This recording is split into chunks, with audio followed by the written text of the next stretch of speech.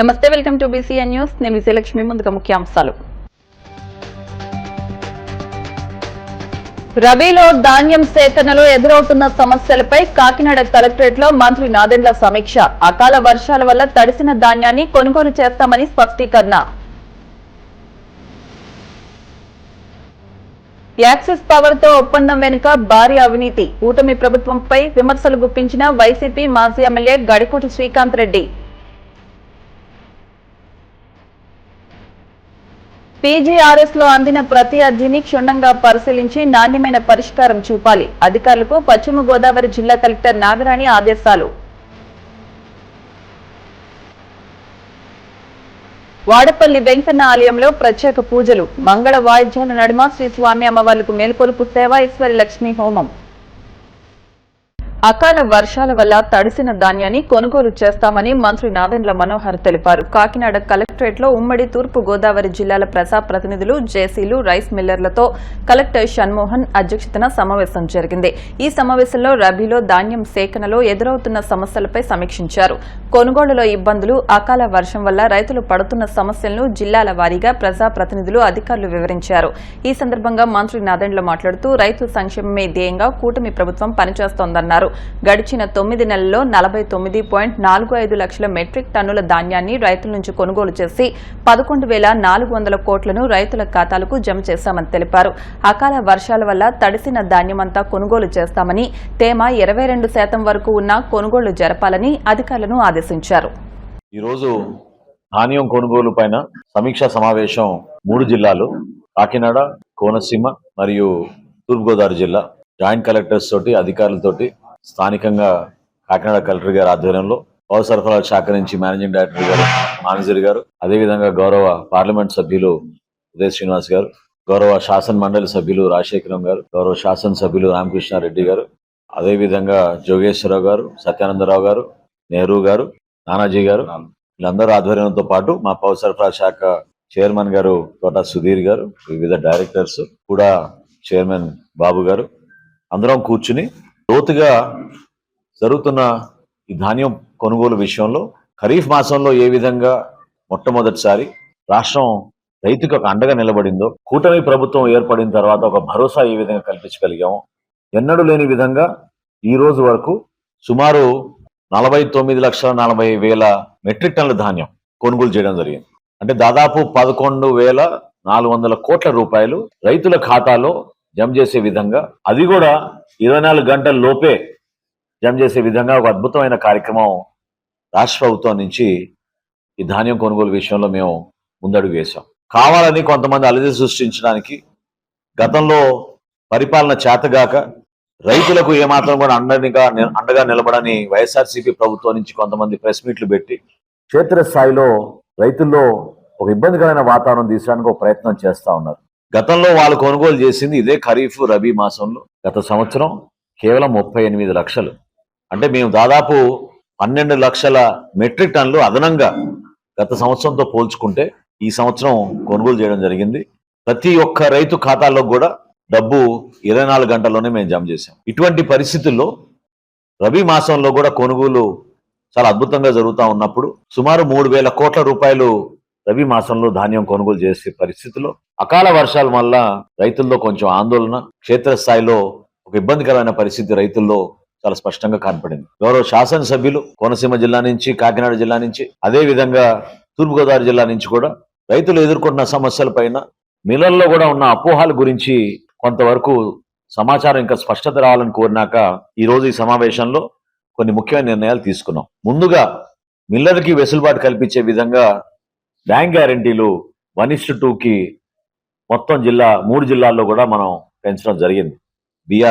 BR Ambedkar కోనసీమలోను, తూర్పుగోదావరి జిల్లాలోను, అదేవిధంగా కాకినాడ జిల్లాలో కూడా రైస్ మిల్లర్స్ అందరికీ కూడా 1:2 బ్యాంక్ గ్యారంటీస్ వెసులుబాటు కల్పించాం.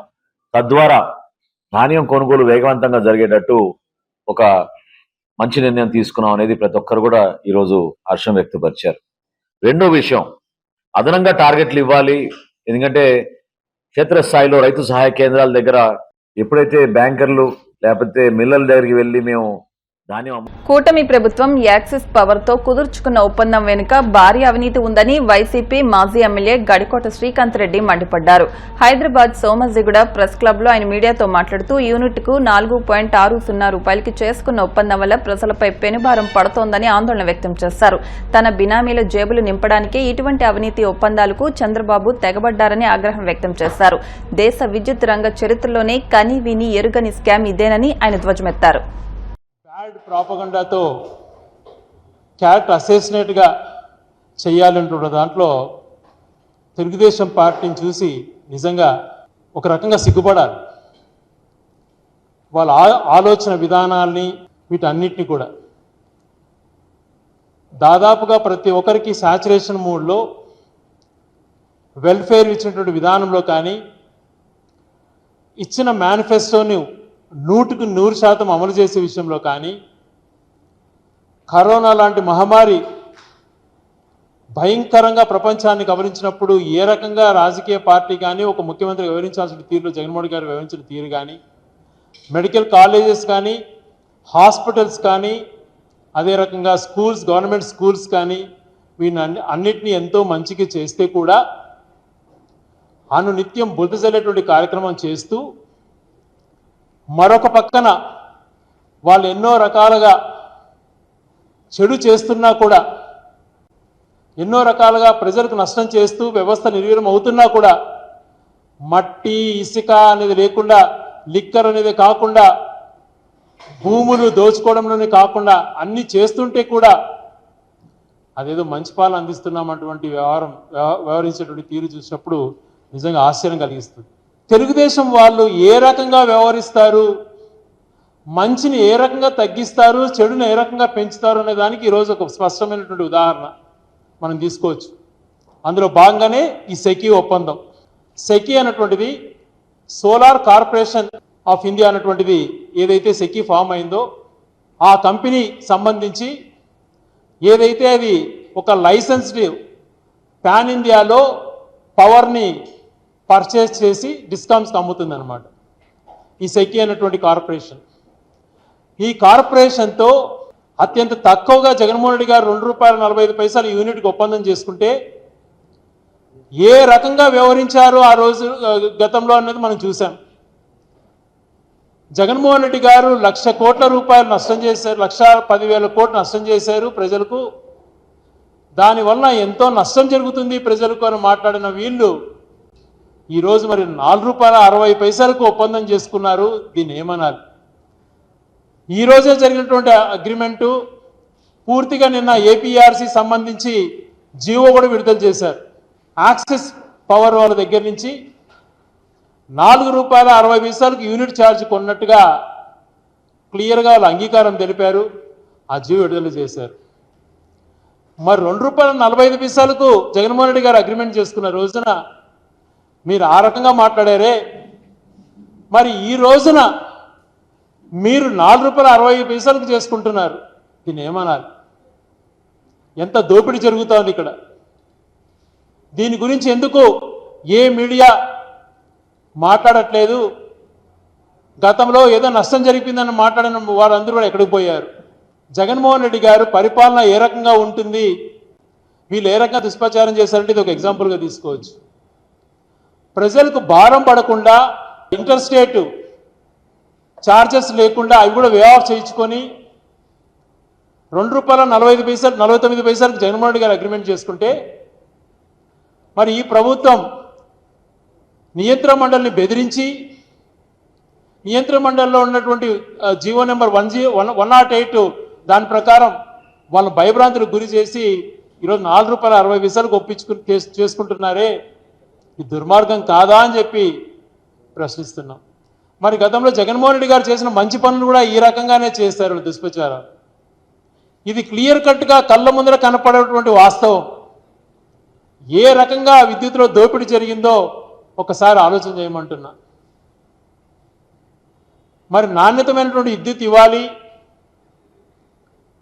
రైతులకు 9 గంటల పవర్ ఇవ్వాలి, శాశ్వతంగా 30 సంవత్సరాలు ఎటువంటి ఆటంకం కలగకుండా రైతులకు పవర్ ఇవ్వాలి అని చెప్పి ఆ రోజు గౌరవ ముఖ్యమంత్రి ఇప్పుడున్న మాజీ ముఖ్యమంత్రి జగన్మోహన్ రెడ్డి గారు అగ్రిమెంట్ చేసుకుంటే మరి ఈ రోజున ఇప్పటికే ఈ సంవత్సరం కూడా కాలం ఇప్పటికే 15,000 కోట్ల రూపాయల పైగా ప్రజలపైన భారం వేశారు విద్యుత్ ఛార్జీల పెంపు ద్వారా. అవి చేయడమే కాకుండా రాబోయే 20 సంవత్సరాలలో కూడా దుర్మార్గం దోపిడీ జరిగే విధంగా, ప్రజలకు నష్టం జరిగే విధంగా, ప్రజలకు మళ్ళా ఎంతో పెద్ద భారం పడే విధంగా ఈరోజు ₹4.90 60 అగ్రిమెంట్ చేసుకున్నారు. గతంలో ఉమ్మడి రాష్ట్రానికి 10 సంవత్సరాలు పరిపాలన చేసినటువంటి చంద్రబాబు నాయుడు గారు విద్యుత్ అస్తవ్యస్తమైనటువంటి రీతిలో ఎక్కడ చూసినా లో వోల్టేజ్ ప్రాబ్లం, రైతులకు మినిమం ట్రాన్స్ఫార్మర్ కావాలంటే ఇచ్చేటువంటి పరిస్థితి ఉండేది కాదు, ఊర్లలో కూడా ట్రాన్స్ఫార్మర్ ఉండేటివి కావు. మరొక పక్కన రైతులను నిర్దాక్షిణంగా పొలాల దగ్గరికి వెళ్ళి కేసులు పెట్టడం, అరెస్టు చేసే పరిస్థితులు. అటువంటి పరిస్థితి నుంచి గౌరవ ముఖ్యమంత్రి రాజశేఖర గారు ఉమ్మడి రాష్ట్రానికి ముఖ్యమంత్రి అయ్యి ఉచిత విద్యుత్ తీసుకొని రైతులకు ఉచిత విద్యుత్ ఇచ్చి దేశంలోనే ఆదర్శంగా మిగిలి రైతులకు వెన్నెముకగా నిలిచాడు. వ్యవసాయాన్ని వదులుకుంటున్న రోజుల్లో మళ్ళా ఒక వ్యవసాయాన్ని పండగలాగా చేశాడు. అటువంటి వ్యక్తి రాజశేఖర రెడ్డి గారు అంత మంచి విద్యుత్ సంస్కరణ తీసుకొచ్చి రైతులకు అన్ని రకాల ట్రాన్స్ఫార్మర్లు మంజూరు చేసి లో వోల్టేజ్ సమస్య లేకుండా ఎన్నో రకాలుగా ఆయన మేలు చేస్తే చంద్రబాబు నాయుడు గారు అంతకుముందు పరిపాలనలో నిర్వీర్యం చేశారు. మరి రాజశేఖర గారు మరణించిన తర్వాత ఉమ్మడి రాష్ట్రంలో 2 ముఖ్యమంత్రులుగా పనిచేశారు. అప్పుడున్న పరిస్థితులలో ఏ రకంగా పెద్దగా మేలు జరగలేదు. అది కూడా చంద్రబాబు నాయుడు గారి మద్దతుతో జరిగినటువంటి పాలన మనకు అందరికీ తెలుసు. మరి 2014లో తిరిగి ముఖ్యమంత్రి అయినాడు. రాష్ట్రం విడిపోయిన తర్వాత ఆంధ్రప్రదేశ్కి మళ్ళీ అదే రకమైనటువంటి తప్పుడు ఒప్పందాలు, బురద జల్లేటువంటి కార్యక్రమాలు చేస్తూ దోపిడీకి రహదారులు నిర్మించాడు. అన్ని రకాలుగా దోపిడీ. పశ్చిమ గోదావరి జిల్లా భీమవరం కలెక్టరేట్లోని పీజీఆర్ఎస్ సమావేశ మందిరంలో ప్రజా సమస్యల పరిష్కార వేదిక కార్యక్రమం నిర్వహించి అర్జీదారుల నుండి జిల్లా కలెక్టర్ చదలవాడ నాగరాణి, జిల్లా joint collector T Rahul Kumar Reddy, DRO Mogili Venkateswarlu అర్జీని స్వీకరించారు. ఈ సందర్భంగా అర్జీ ఇచ్చేందుకు పూర్తి అంగవైకల్యం కలిగిన బిడ్డనెత్తుకుని వచ్చిన దంపతుల వద్దకు జిల్లా కలెక్టర్ స్వయంగా వెళ్లి పాప అంగవైకల్యంపై ఆరా తీగా తమ బిడ్డ 100% అంగవైకల్యంతో కదల్లేని పరిస్థితుల్లో ఉందని, ప్రస్తుతం దివ్యాంగుల పెన్షన్ ₹6,000 వస్తుందని, వీల్ చైర్ కు మంచానికే పరిమితమైన వారికి అందజేసే ₹15,000 పెన్షన్ మంజూరుకు సిఫారసు చేయవలసిందిగా వారు కలెక్టర్ను కోరారు. వెంటనే కలెక్టర్ స్పందిస్తూ అర్హతకు కావలసిన ధ్రువపత్రాలను, బిడ్డ వాస్తవ పరిస్థితులను పరిశీలించి 15,000 మంజూరుకు ఆన్లైన్లో పొందపరచాలని డీసీహెచ్ఎస్ ను ఆదేశించారు. పీజీఆర్ఎస్ ద్వారా అందిన ప్రతి అర్జీకి నిర్ణీత గడువులోపుగా నాణ్యమైన పరిష్కారాన్ని అందజేయాలని అధికారులను ఆదేశించారు. తక్షణ పరిష్కారానికి వీలుకాని అర్జీలను క్షేత్రస్థాయిలో క్షుణ్ణంగా పరిశీలించి అర్జీదారులకు సంతృప్తికరమైన పరిష్కారాన్ని చూపించాలని తెలిపారు.